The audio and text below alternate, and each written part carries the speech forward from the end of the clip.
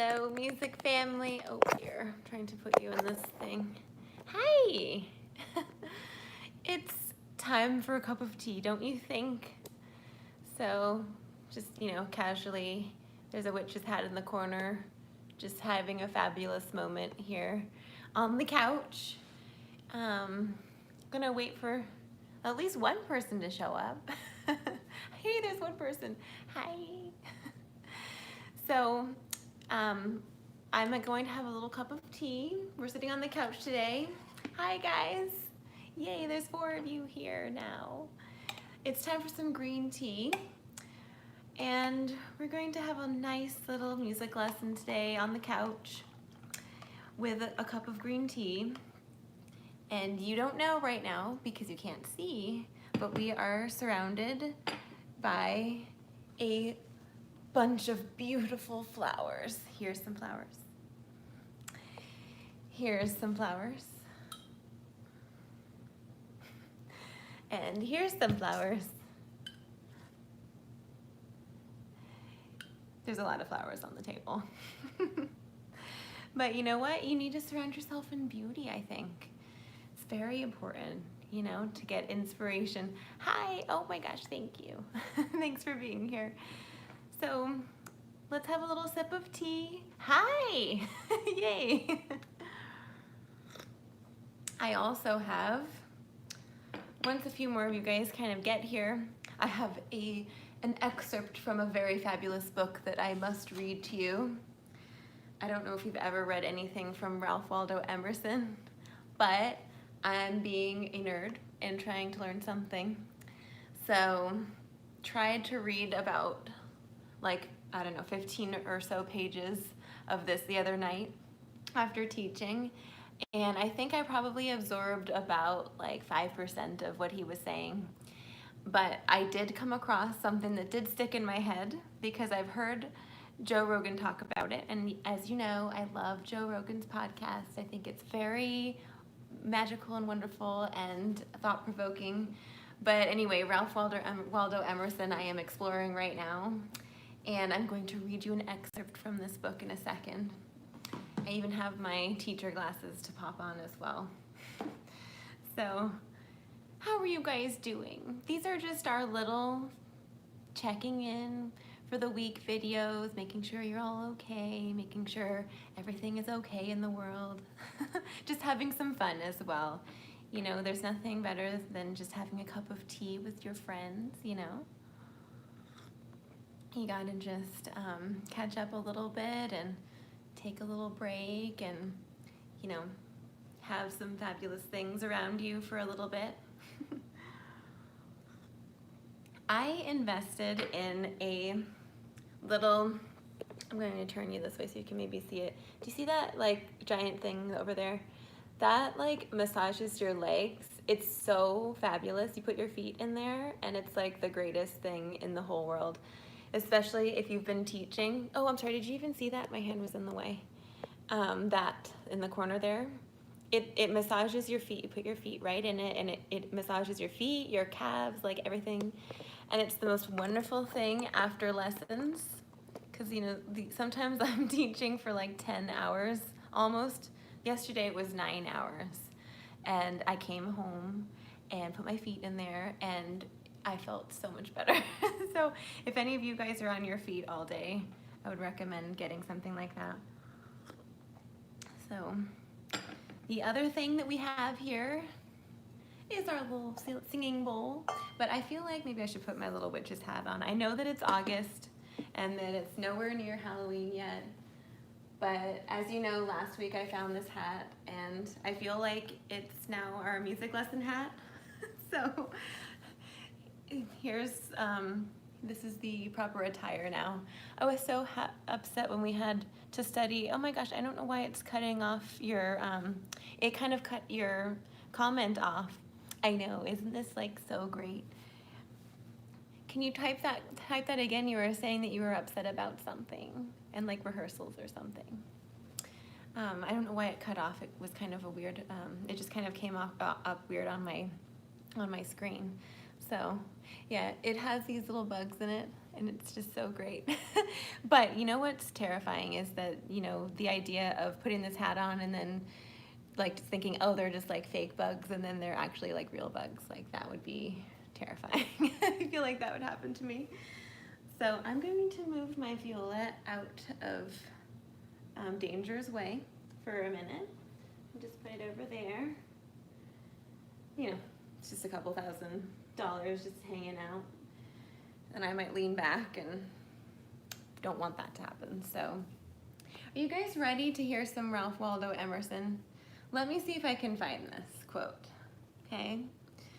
So I found this book in a used bookstore along with a bunch of other ones, and I just picked this up the other night. Let me see if I can find the page. It was so awesome that I took a picture of it and wanted to post it on my studio chat, because I bother everyone during the week and, you know, send them little challenges or remind them of things or whatever. Post videos of like little practices or whatever. So let's see.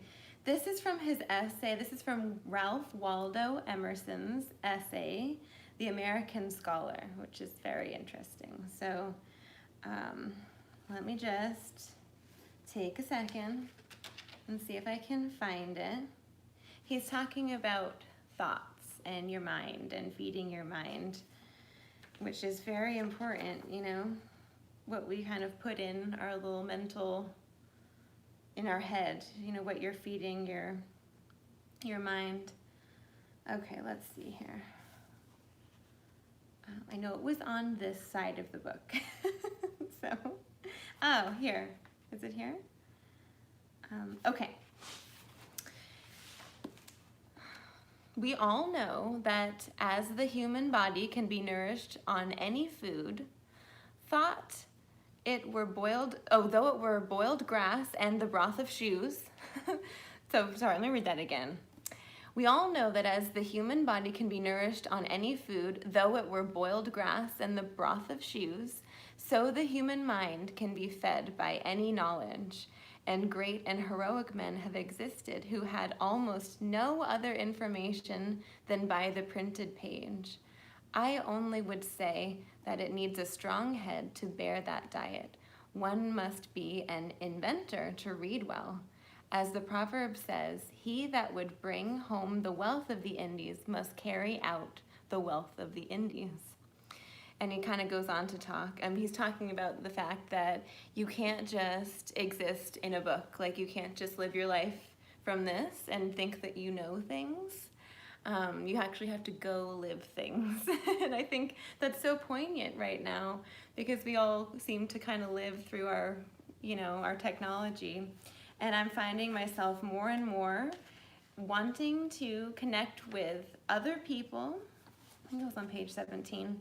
And just making time for friends and family. And, you know, I used to go, like, if I had a break during lessons, I would, you know, go around the corner, get something to eat or whatever. And then I would just put my headphones in and just kind of detach from the world and just kind of listen to my headphones or whatever it was. But now I'm like much more interested in being present in like the moment.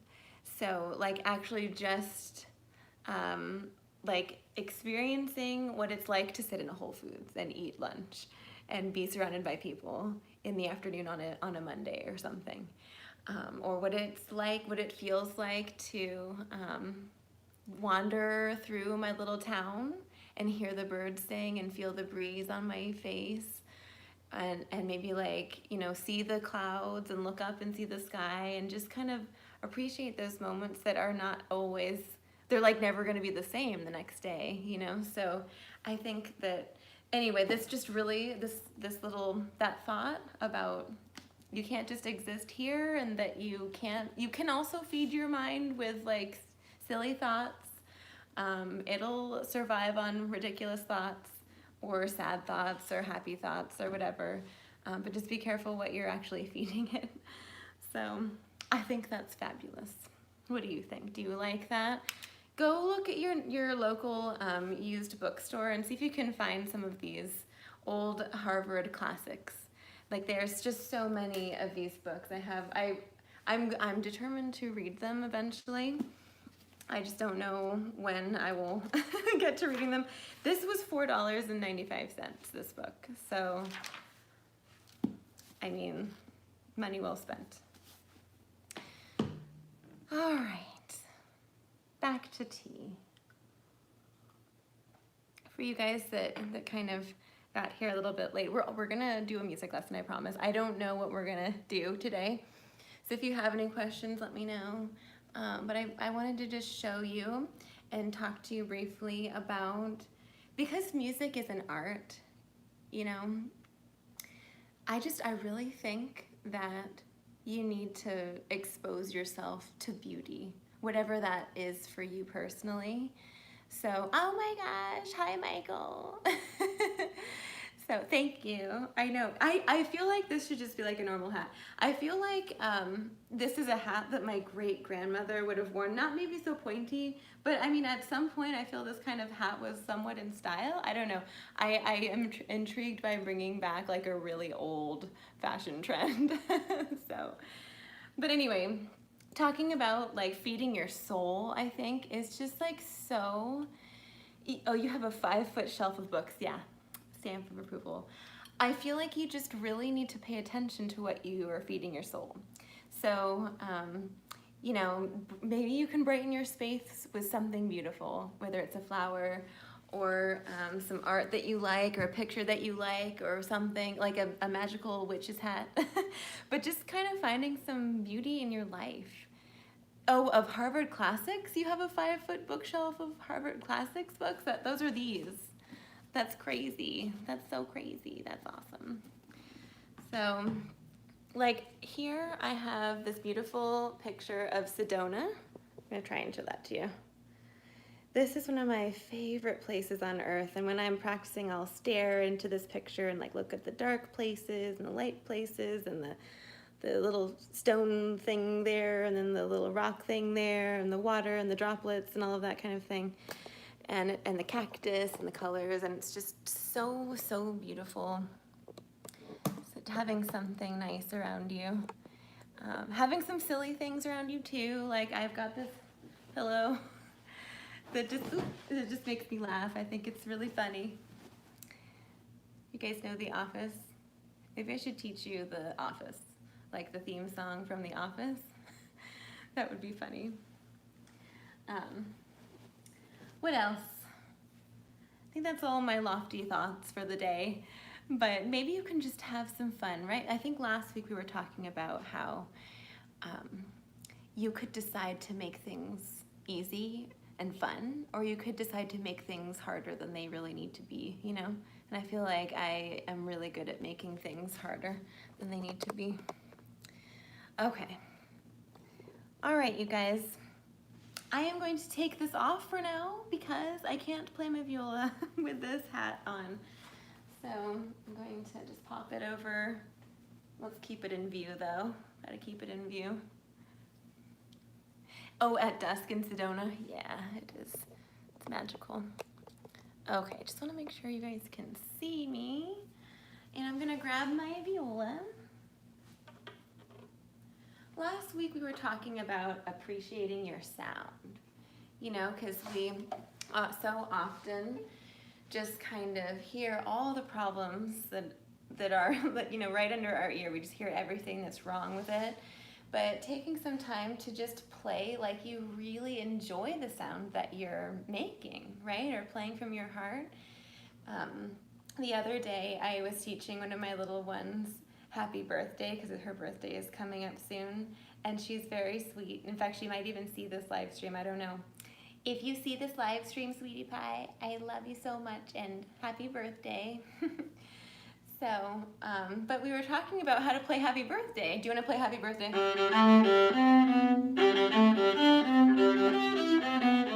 Right, are you supposed to get through it as quickly as possible?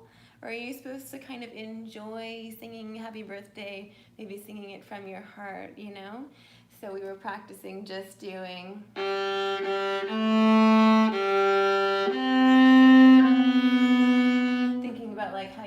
sing happy birthday to you, right? So when you're singing, you really, like, you tend to emphasize certain notes, especially with happy birthday. And when you have the person's name in it,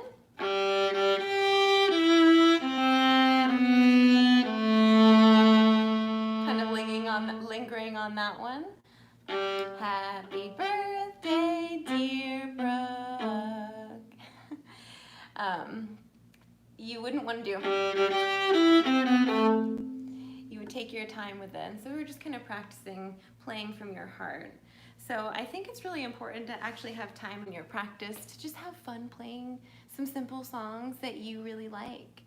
So for example, what I was doing earlier today, I was doing a little bit of, I always do like kind of the same-ish things. So I was doing a little bit of Shradiak. I like to do that. Although this time I just jumped right into some shifting exercises, just practicing. I forget which one it was. It was the one going through the first 5 positions. So it's something like.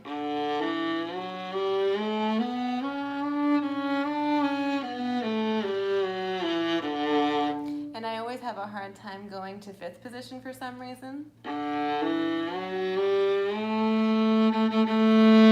And so I was just kind of noticing that, and then that kind of helped me transition into doing some Sevchik shifting exercises. Sevchik Opus 8 has a lot of really cool shifting exercises.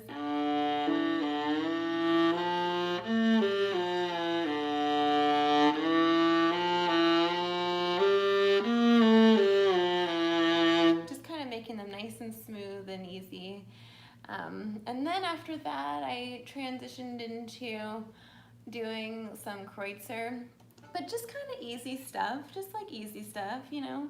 I'm a music teacher right now. I'm not like trying to do anything crazy or be the most fabulous violist ever. I just want to play with a nice sound and enjoy my sound, and I'm like so over that. I remember being just, you know, when you grow up and you're in the music scene, at least my experience, it was very competitive, which is great. I mean, it has to be that way. It's a good thing, but it can be kind of like unhealthy.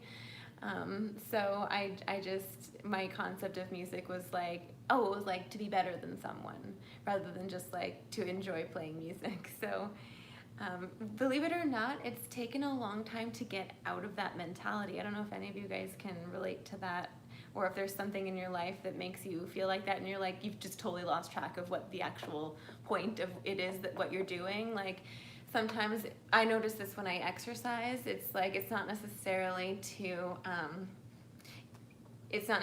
like lose weight. It should be to just be healthy, to be stronger, to be able to move your body, to do, you know, to like be healthier, to get things moving, that type of thing, rather than be like, oh, well, it's to like lose weight. It's the same, I feel like it's the same thing with music. So anyway, going back to the Shradiak, when I was kind of going through those shifting exercises in my warm-up and got to some tricky things, and I would think, oh my gosh, like I should be able to play that so easily, you know? But instead of letting myself think that, I just kind of think, oh, just relax, like just see if you can get it today. See like what's going on that's helping you to get there, and what are you doing that's like hindering you from actually getting to where you need to go, and just kind of noticing what was going on, rather than being like, you should be able to do this now, you've been playing for 25 years. So let's see, what about the next thing? So then I kind of jumped right into the Bach that I'm working on, and a lot of people in the studio are playing this right now. It's the second partita from the Bach. This is not a very good edition, but this is the edition that I have. The Bach sonatas and partitas. So you guys might know this one, but just kind of been noodling through this, and you know, the recordings that I hear of it are much faster, but I'm kind of enjoying playing it slowly and just really hearing how it's all structured and fits together and things like that. So I'll play you just a little bit of it if you're interested. Let's see. Can you see me okay? Okay. Probably need my glasses. Pop the glasses on. Okay.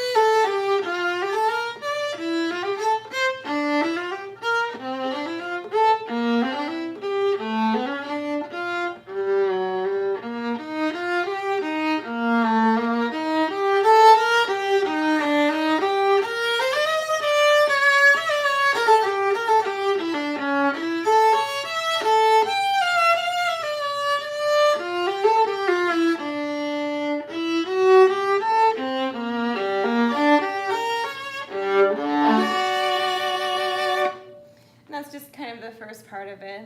I mean, it's a work in progress, so, you know, take what you will. I just kind of enjoying hearing all the harmonies and hearing how it's all kind of fitting together, those emotional transitions between things. And I feel like I'm kind of trying to retrain myself to enjoy whatever it is that I'm doing. And I think that that actually translates into other things in my life too. Even if it's like a mundane thing, like just trying to find joy in cleaning the dishes, trying to find joy in a traffic jam, or just trying to be at peace in a traffic jam and not like freak out or things like that. So I don't know, it's just, we're just on this like human journey, and you should just have fun. Like, I think at the end of the day, I would hope that you had fun sometime during the day, and it just wasn't a horribly miserable day. So I just watch a lot of YouTube videos, and everybody seems to be kind of miserable, and I definitely have my miserable moments too. But I think just if you're having a day like that, just remember that you can kind of try and flip the switch a little in your head, and maybe find something that you could do that feels better in that moment. You know, go have some fun somewhere, or go do something that you enjoy.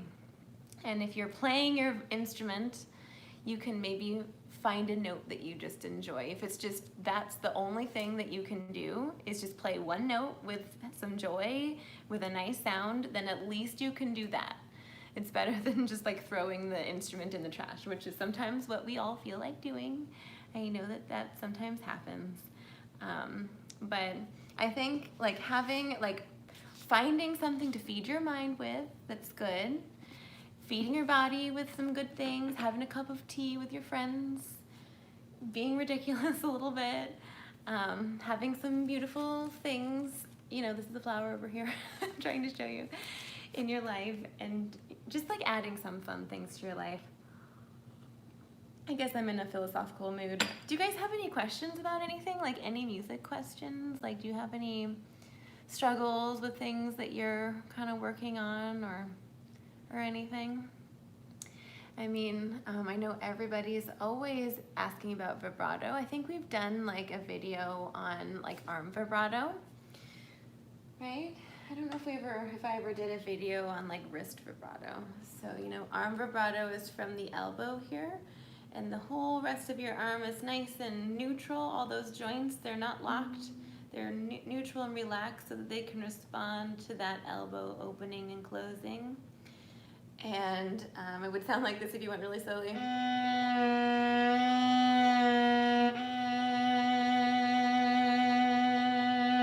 And then a wrist vibrato is that same type of thing, but it's from your wrist instead.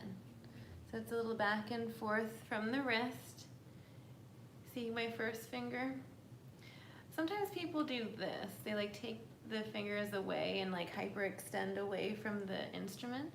But you really need to just kind of maintain your normal playing position, and then wherever you're going to move from, you just go back to your normal position, right?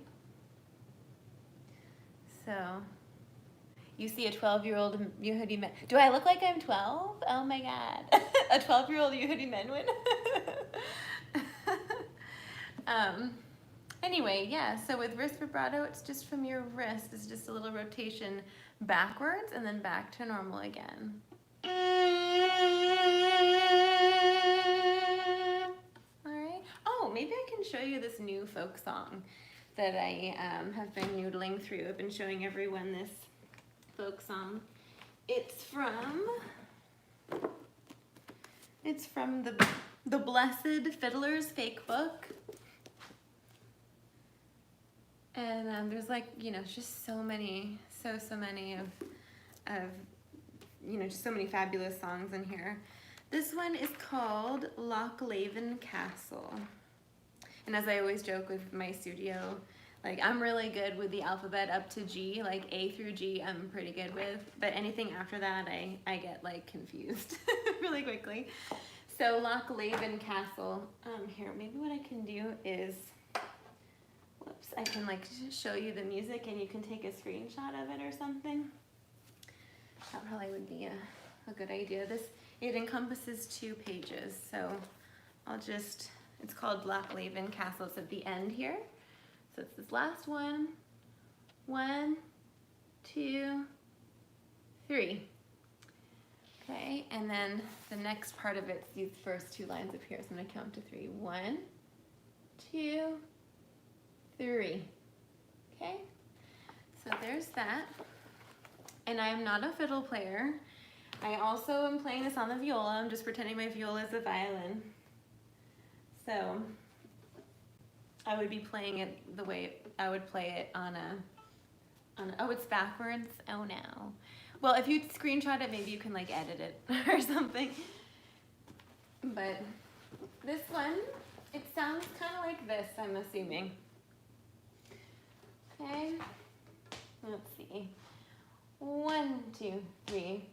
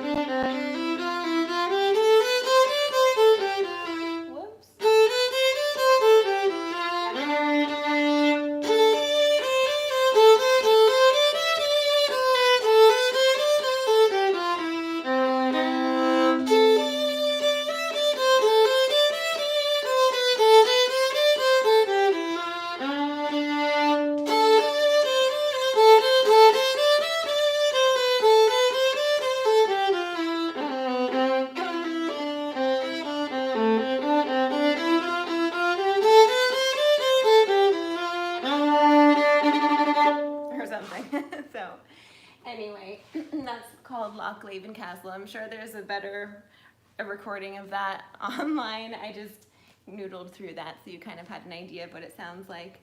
But I think that's kind of it, you guys. I just wanted to say hi, show you some beautiful things, remind you of some beautiful things, have some fun, wear a witch's hat with you, have a cup of tea. And yeah, so next week, probably we'll touch base on Wednesday or Thursday as usual. Tomorrow's our studio night, so there's a bunch of us getting together to play through, like as a little ensemble, we're gonna play through some stuff that everybody knows, like Suzuki Book 1. There's actually an accompaniment book to that, so it's just like the second violin part for Suzuki Book 1, 2, and I think 3. So I'm gonna split us up into 2 groups and we'll just kind of play the duets for that. And then I also have a book of Baroque duets, so things from like Telemann, Bach, Handel, so we'll play through some of those. Those are for violin and viola. Thanks, Michael, thank you. And then we'll probably also, if there's time, play through some Pleyel duets. I really like Pleyel. He is a great classical composer. He lived kind of around Mozart's time, and I just really like his music. It's enjoyable, it's fun to play, it's fun, so, and it's, you know, relatively easy. So yeah, that'll be tomorrow night, and I'm getting my eyelashes tinted. I'm getting my eyelashes tinted tomorrow. You know, when you're blonde, your eyelashes are really, really blonde. So I always kind of like, I'm putting a bunch of mascara on all the time. So tomorrow I'm gonna go get my eyelashes tinted so that I don't have to like bog them down with a bunch of mascara. I know this is fascinating. All you guys out there, go get your lashes tinted. And I will see you like next week sometime, okay? Don't think there's anything other than that to say. If you want to follow me on Instagram, it's just Violin Viola Masterclass. My website is Violin Viola Masterclass. My studio is pretty full at the moment, thankfully. But if you are looking for a teacher, you can always reach out. Always love to hear from you. Know what? You can tell I'm like gonna leave soon. But I'll be back though. I'll be back, and there's a bunch of videos, you know, of our little tea times, so you can check those out. Love you guys. I'll see you next time, okay? Maybe go get yourself like a witch's hat. Then we can like wear one together. Okay, bye.